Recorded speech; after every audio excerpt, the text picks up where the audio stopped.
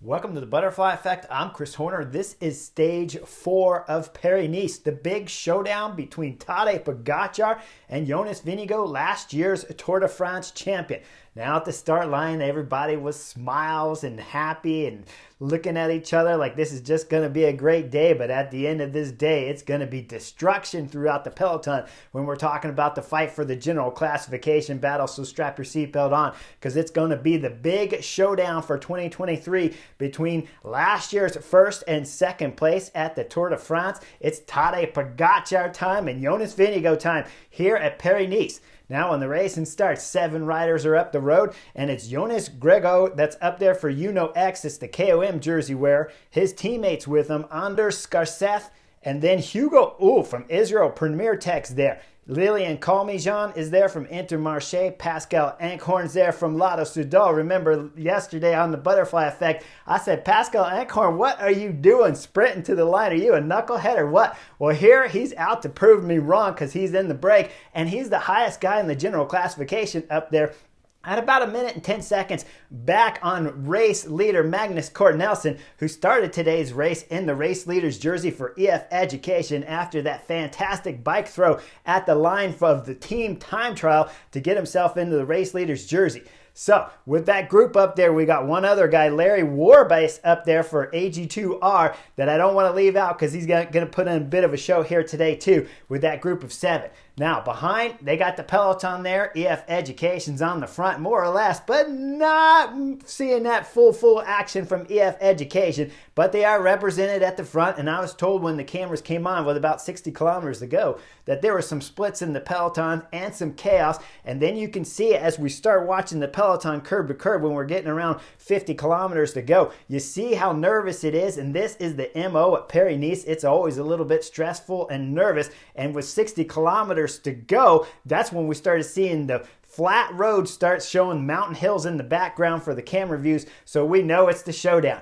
Now, up front, that group of 7, they're going to lose Ballerstad right away, the Alpecin de Koenig rider. He's going to drop back basically on the first KOM. And then the group of 6 are going to go to the top of the first KOM. Jonas Vingegaard, he's going to keep his KOM points with first on the first KOM. And then when we drop down the backside, it gets wet and slippery. And this is where we're going to see Pascal Ankhorn. He knows the time gap's coming down, because behind it was UAE Team Emirates that started throwing down on the first Category 3 climb here of stage 4. With that time gap coming down, with the roads being wet, technical, and narrow, Pascal Ankhorn's throwing down the gauntlet as he's going down the descent, taking maximum risk on the slippery roads. But he's got guys chasing behind, because it's the KOM race leader, Jonas, back there that doesn't want to give up the jersey. So he's going full gas, and that group will come back together before we start the next Category 3 climb. That's about 6-7 kilometers long, but only about 4%. Now behind, what was happening, Ineos spent some time on the front. Bunch of knuckleheads. I don't know what they're pulling at this point in time. When you got Jumbo-Visma in the race and Tadej Pogacar, there's no reason for Ineos to be riding the front, but they were on the front from time to time. And now when we start this second KOM, though, it's time for Ineos to get off the front, because Mikhail Berg is going to put on a show for UAE Team Emirates. He is at the front, suffering, throwing down with the ugly faces left and right as he's starting to string out the peloton back there, doing damage up to the group of 6 that's left from the original break of 7. Now with those guys up front, they're going to go over the top of the KOM, and Jonas Vingegaard, he's going to get maximum points again to defend his race leader's jersey, race leader KOM jersey here on stage 4. They drop down the backside. UAE Team Emirates are still going back there. Now I saw Mikhail Berg flat go back there, get a bike change, get pushed back on, and he'll find his way back up to the front, because after that second KOM, once we got down to the descent, we're going to start a nice drag all the way up to 15 kilometers to go, where it's time bonus time, right? Now with 5 kilometers to go, everything's blowing up in that group of 6. We get a little bit closer to the time bonus. There's only 2 guys left up there, Anders, X rider, and Calmijan from Intermarché. Those two riders are pushing hard, but guess what's happening in the back? They're getting help. Cofidis is back there pulling with UAE Team Emirates. As the time starts getting down to about a 1 minute gap, Cofidis is throwing down hard on the front with their sprinter, Brian Cocard. And he's not the only one that'll do work up there for Cofidis, because they're not going to put just one. They're going to have two guys up there pulling with UAE Team Emirates, trying to bring this group back and give Tadej Pogacar a chance to go for the sprint time bonuses. Now we start getting about a K and a half, and there's all kinds of action. Finally, UAE Team Emirates are relieved from the front, and it's about a kilometer to go with only 20 seconds gap up to the two riders in front, Lilian Calmejane and Anders from X. Now we see it's Ineos on the front. We'll see FDJ riding the front. And then with about 500 meters to go, we look at the aerial spot, and then we see Tadej Pogacar is a little bit back, not quite on the front, and all of a sudden we see the big time acceleration from Michael Matthews as the time gap up to the 2 leaders in front looks doable to catch these guys for the time bonus. Michael Matthews is throwing in a massive dig. Michael Matthews, what are you doing, boy? I don't know what you're doing up there. You're only supposed to beat Tadej Pogacar and steal the time bonuses from Tadej Pogacar. You're not actually supposed to catch the 2 riders in front, but Michael Matthews is going full gas with the afterburners on. And then we'll see Calmejane, the Intermarché rider, he's going to sit up. And when he sits up, guess what? That opens up for some more time bonus for 2 seconds, because Tadej Pogacar is following after Michael Matthews. Matthews does the bike throw at the line against Anders to take 6-second time bonus. Anders gets 4-second time bonus, but how does that help you, Michael Matthews? Because it's a summit finish. All you had to do is beat Tadej Pogacar, who now, because you passed Lilian Calmejane and pulled so hard, Calmejane sat up. Now, all of a sudden, Tadej Pogacar is third up here, getting 2-second time bonuses to move up that much closer to Simon Yates, the race leader GC rider for Michael Matthews. Matthews, you did a ton of work, man, and I know you're in the virtual hot seat right now, but there's a summit finish coming up to the top. All you needed to do, all I asked you to do on stage 1 and 2 was beat Tadej Pogacar and take some time bonuses away from him. You sit on the kid's wheel when he starts going for the third place position for the bonuses for 2 seconds. Just pimp him at the line and take those bonuses. He gets 0 anyway synergy. Now we go over the top. It's 15 kilometers to go. AG2R is drilling on the front. I don't know why. I don't know what these guys are doing. I mean, you're pulling Tadej Pogacar, and the only rider he's got with him is Grossschartner at the front. There is one other third rider in the back of the group, but there's no reason to be pulling on the front if you're AG2R at this moment. Let the group slow down. Attack going down the descent if you have to. UAE team members are limited in numbers. Jumbo-Visma, I'm sure, would ride the front too, so there's probably not going to get much use out of it. But if you're guys going to ride the front and pull Tadej Pogacar to the beginning of the climb, okay, AG2R, you're a bunch of knuckleheads. It's time for Ineos to get on the front, though, and we'll see Omar Fraley. He's going to get on his radio. He's telling Tadej Pogacar, get on, man. I'm going to pull you guys all the way to the finish. Hold on. I'm going to get you guys there. Realistically, he's telling his teammates back there, hey, get on, because I'm going to pull all the way into the finish, and he does. Now, this time, are they knuckleheads? I think they're a bit of knuckleheads because it's Tadej Pogacar. Any other riders back there, aside from Jonas and Tadej Pogacar, if they weren't in the race, this is a great tactic. He's going to get his teammates to the start of the climb there. But again, he's just resting Tadej Pogacar, UAE Team Emirates, and Grossschartner. And Grossschartner is going to make Ineos pay big time when we get on the last climb, because it's just getting ready to start with about 7 kilometers to go. They come into the left. We see Omar Fraley from Ineos. He's scrubbing the side of the banners there as the climb's getting ready to start. Now this one's a category 1 climb, 7 kilometers long, 7% average, with pitches as much as 9%, so you know it's going to be legit. Ineos go flying in. Omar Fraley's got his 2 team leaders on his wheel, but he's also got a couple UAE team members that got a full draft all the way coming down the hill.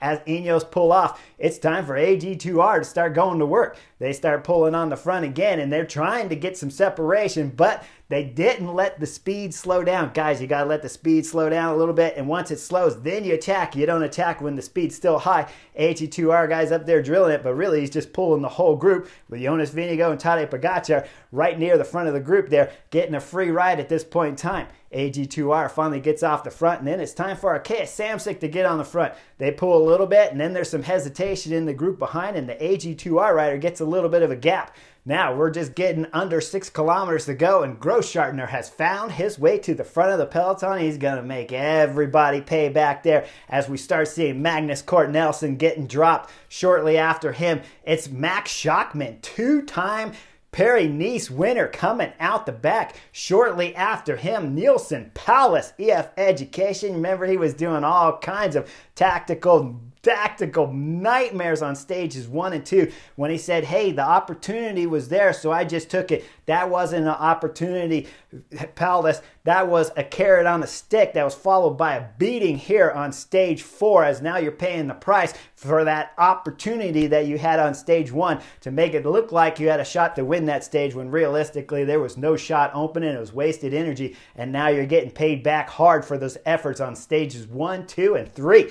Now with Grossschartner on the front drilling it, we're going to see Sivakov, Ineos at the back struggling to hold on. And then the cameras go back. Jack Haig, Bahrain victorious, is coming off. Grossschartner's making everybody pay for the knuckleheads that gave him the free ride down to the beginning of this climb. And now he's drilling it on the front. Once he pulls off, this is when Jonas Vingegaard, guess what? He throws in the first big attack. It's explosive, looks just like his attack on the race leaders at Galicia when he was dropping Rubens Guerrero, the Movistar rider, and exploding out of the canyon. Only problem is, at this moment, he's got Tadej Pogacar, the #1 ranked rider in the world. The next Eddie Merckx kid is locked on to Jonas's wheel. Now, we'll see the group behind. When you see in the picture, it's Davide Gaudu, FDJ, and the AG2R rider that both swing out of the peloton because they don't want to chase. They want nothing to do with how fast these two guys are going. Jonas looks back at Tadej Pogacar. Pogacar gives him the look like, nah, I'm not ready to go to work yet. These two riders go side by side. They slow down, and then the group comes back together. Now we're going to see a brilliant move. Here's Davide Gaudu, and this is what I was talking about. This is how you throw an attack when you're not the best rider in the race or the second best rider in the race. You wait for the speed to slow down, and once they catch the two leaders in front, it slows. Davide Gaudu throws in a brilliant timed attack, and as the gap's going out to 10 seconds, 11 and 12 seconds, we see a little bit of hesitation in the back there as the group starts to go wide. 3 riders slipped off. Gino Mater's in that front group, Chris Harper's in that front group, and Kevin Vauquelin's in that front group. Now Tadej Pogacar knows it's time to stop messing around because the gap's out to about 17 seconds on Davide Gaudu, the FDJ rider, as Pogacar throws in a massive acceleration from the right side of the road. Jonas Vingegaard's a little late to the party. As we see Tadej Pogacar catch the 3 in front, flies right by on the right side with no hesitation at all, drops those guys. We look at the camera going back. Jonas Vingegaard's still there, and he's just about ready to catch those 3 guys as Tadej Pogacar is going up the road, leaving them behind. Jonas Vingegaard goes to the front, passes those guys. Now we got a gap of about a few seconds there from Tadej Pogacar and Jonas Vingegaard. And Jonas Vingegaard's holding them tight the whole time. And then all of a sudden, Tadej Pogacar catches Davide Gaudu. And when you look back at the picture at Jonas Vingegaard, the gap's gotten bigger. And the kid is looking over his shoulder. Every time a rider's looking over your shoulder, you know it's a problem because that means he's starting to lose some form. And he's worried about what's coming from behind, or what's coming from behind could possibly help you catch Tadej Pogacar, which we're not going to see that happen because Tadej Pogacar is going full gas with Davide Gaudu on his wheel. Now, to my absolute surprise, as the road starts to ease up just a little bit, Davide Gaudu comes through. The FDJ rider, must have been his director, got on his radio in his earpiece shortly after because he only pulled for about 75 meters and straight back off the front. Then Tadej Pogacar goes back to the front of the peloton. Now behind Jonas Vingegaard, he's having problems. He's getting caught by Gino Mater back there, the Bahrain victorious rider, and he is holding on for dear life, trying to recover from all the efforts that he's done trying to drop Tadej Pogacar, the #1 ranked rider in the world on the Butterfly Effect channel. Tadej Pogacar is up front. They go under 1K. We know it's locked in for a 1 or 2 place victory here on stage 1, but either way, Tadej Pogacar is going to take the race leader's jersey for sure. As Tadej Pogacar goes into 250 meters to go, he throws in one big acceleration, sits down on the saddle. Now Davide Gaudu at about 150 meters is going to throw in his own attack. Tadej Pogacar is going to counter that, and by 100 meters to go to the line, there's a gap off of the back wheel of Tadej Pogacar. 50 meters left, he's already celebrating, looking back over his shoulder, coming across the line to win stage stage 4 of Paris-Nice in amazing style. Second on the stage, Davide Gaudu. Now let's go way back down the hill because Jonas Vingegaard got dropped just under 1K to go from Gino Mader, who's coming up solo to round out the podium to get a third spot here on stage 4. Jonas Vingegaard, let's go back down with the video again because he's going to get caught from the AG2R rider Parapente and Kevin Vauquelin from the Arkea Samsic. And then Parapente is going to push hard to the line for 4th. Kevin Vauquelin's going to be 5th. Jonas Vingegaard crosses the line for 6th on the stage, 43 seconds behind Tadej Pogacar. Now the general classification, Tadej Pogacar with this magnificent first summit win here at Paris-Nice will of course be in the race leader's race jersey tomorrow. And he's got a 10-second lead over Davide Gaudu and 44 seconds over Jonas Vingegaard, 56 over Adam Yates, who Adam Yates was sitting in the back group the whole time, never able to cover any moves. And really it was his teammate Chris Harper that did an amazing ride, keeping the groups a little bit close as each acceleration attack from Jonas Vingegaard's original one was Chris Harper pulling it back, and then all the way to the line, basically Chris Harper doing a solid ride for Adam Yates to keep him within a minute on the general classification and a threat going into these later mountain stages. Now afterwards, the best interview of the race, no doubt about it, Gino Mader. He said super happy with his results on today's stage, going 3rd on the stage, but he said how he did it when they entered the climb. He had to go 3 minutes hard with all the full attacks there from AG2R, from Arkea, and then when the two big-time favorites, Jonas Vingegaard and Tadej Pogacar, attacked, that was when he could take his breathing moment. Then after that, he had to go full gas and just go into the black and hope you don't pass out by the end of the line. It was a great interview from Gino Mader. The interview from Tadej Pogacar, he says he was surprised to be in the race leader's jersey, but if you can get yellow, who's going to turn it down? So why not? And he believes that his team can defend going into the later mountain stages.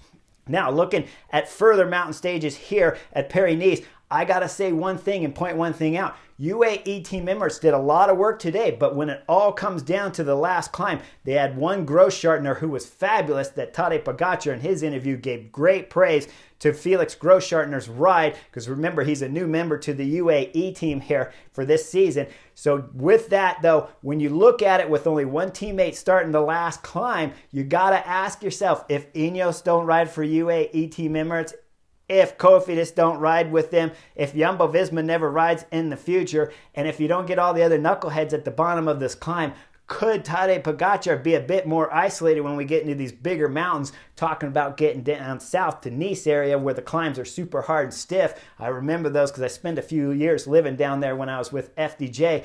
If he could be isolated down there and guys ride a little bit more tactically smart like Davide Gaudu does, right? Wait for the pace to drop a little bit, then throw an attack. And Michael Matthews, you don't jump and bring the guys back and open up time gas for Tadej Pogacar. You just got to beat Tadej Pogacar, right? That's all you got to do. So without those knuckleheads, can UAE Team Emirates have the strength and numbers to start these last climbs? Or will Tadej Pogacar be isolated when we start these longer mountain stages on the later stages that come here at Paris-Nice? That's the tactic that these other teams need to employ. Never pull Tadej Pogacar anywhere or his teammates. That's not how you win Paris-Nice. Make sure you guys like and subscribe. Today was an amazing race at Paris-Nice, and there's going to be bigger ones coming, I'm sure, in the future, because you know Jonas Vingegaard is going to be upset. And even though he was 6th on today's stage, he was the second best climber in the race, no doubt about it. He just overextended himself with the best climber in the race on his wheel and paid for that magnificently at the end of today's stage. So keep an eye out for these later stages. Jumbo-Visma is going to go ape on all these mountain stages, and Jonas Vingegaard is going to want some revenge on Tadej Pogacar. I don't know if he can get it, but if the tactics play a little bit harder for UAE team members, it just may happen. Like and subscribe, and I'll see you guys on the next edition real soon.